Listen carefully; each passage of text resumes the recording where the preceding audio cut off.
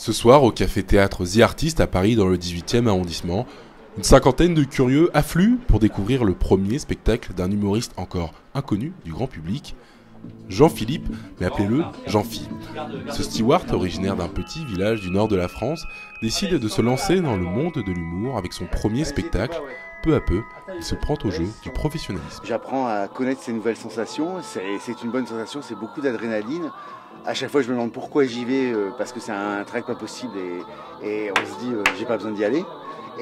Mais une fois qu'on y est et qu'on prend acte des premiers rires, c'est comme de la magie, c'est comme une énergie qui se dégage et qui vous motive à vouloir faire plus. C'est un moteur en fait, c'est un moteur. Et on est tellement satisfait de l'avoir fait une fois qu'on l'a fait. Mais c'est sûr qu'avant, si on m'avait dit que le théâtre il brûlait, je serais content. Voilà, c'est un peu ça.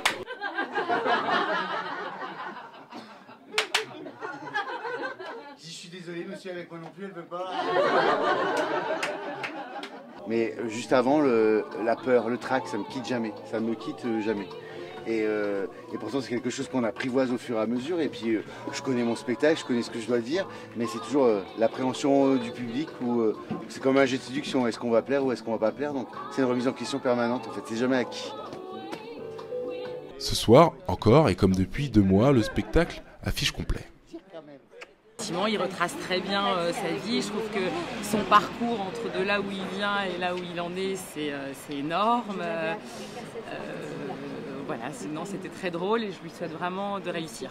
Comme Jean-Philippe, des centaines d'humoristes tentent chaque mois leur chance dans les différentes scènes ouvertes parisiennes.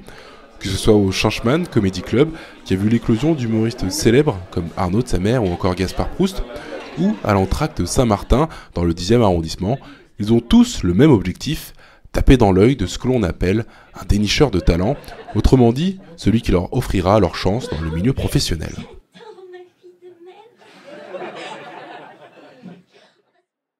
C'est dans ce petit restaurant en plein cœur de la capitale que nous retrouvons Sébastien Joël, celui qui a travaillé avec des humoristes tels que Kev Adams ou Thomas N'Gijol. Son rôle est bien défini: détecter le potentiel des humoristes. Alors c'est déjà d'apporter une qualité de spectacle pour le spectateur, donc vraiment en choisissant les artistes, pas obligatoirement donc confirmés, hein, j'insiste bien. Et après, effectivement, avec le carnet d'adresses et le côté médiatique, j'ai fait des petites émissions de télé sur Paris Web TV, sur La Locale. J'ai été sur BDM TV où là j'ai effectivement régulièrement invité ces artistes en télé et en radio pour faire des interviews et ensuite quand c'est possible les mettre en relation avec des professionnels de la profession qui sont soit des bookers, des producteurs, des agents ou des directeurs de salles à qui je dis bah écoute lui je viens de le découvrir, est-ce que tu peux pas t'arranger pour que ça lui coûte pas trop cher, il faut absolument qu'il joue son spectacle. Voilà, en gros c'est ça. Aujourd'hui, Sébastien a rendez-vous avec une jeune humoriste qu'il va tenter d'aider sur son sketch et son personnage. Son rôle ne s'arrête pas à repérer des humoristes aguerris dans des cafés-théâtres. Il est aussi là pour les guider à leur début.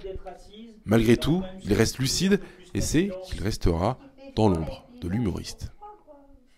La reconnaissance, je bouffe pas avec, donc ça sert à rien. C'est bien, je le fais pas pour l'argent. Mais en même temps, quand tu vois que tu es vite oublié et que... après, on sait qui tu es, on sait ce que tu as fait, mais en même temps, derrière, on ne te cite pas. Les mecs font des articles, il n'y a jamais ton nom. Ils ont des interviews, on ne donne pas ton nom. On va parler du producteur qui t'a signé et qui oublie de te donner de l'argent et qui t'a fait signer un contrat d'escroc, tu vois. Mais on ne va pas dire, bah, tiens, c'est vrai que quand même, pendant 1 an, 6 mois, Sébastien, quand j'ai eu besoin, il était là. J'ai testé des sketchs sur son plateau, il m'a présenté des gens, enfin, tu vois. Ça reste un métier super ingrat. Après avoir revu et corrigé les points nécessaires, le travail de Sébastien est terminé pour le moment. Ce soir, le café L'Entracte est le théâtre des demi-finales parisiennes des duels pour rire. 600 humoristes ont été sélectionnés pendant plusieurs mois et seulement 12 sont auditionnés. Les compétitions d'humoristes sont aussi des moyens pour les débutants de se faire connaître dans ce milieu très concurrentiel. Ce soir encore, la réussite est au rendez-vous. Oui, j'ai beaucoup apprécié ma soirée. Il y avait plusieurs humoristes différents, donc pas mal d'univers. Donc j'ai passé une très bonne soirée, un bon moment. Et d'accord avec le choix des jurys pour ce soir? Oui, plutôt d'accord. C'est vrai que les 2 personnes qui ont été choisies, c'est 2 univers qui étaient vraiment en marge et qui changeaient, des personnages qui étaient vraiment dans leur jeu. Donc plutôt d'accord, oui, des personnes qui ont du talent à approfondir. Françoise Deldic, à l'origine de l'éclosion de nombreux humoristes et membres du jury ce soir, se félicite de la soirée. Belle soirée, bien évidemment, puisque ce sont des jeunes quand même qui sont sélectionnés. Et puis ceux qu'on a choisis vraiment qui nous ont plu à nous quatre. Hein. Les autres, bien, mais ils ont le temps, parce qu'il faut avoir la patience. Hein, Beaucoup d'appelés pour peu d'élus, et quelques humoristes sélectionnés ce soir espèrent tous rester pendant le plus longtemps possible sous le feu des projecteurs.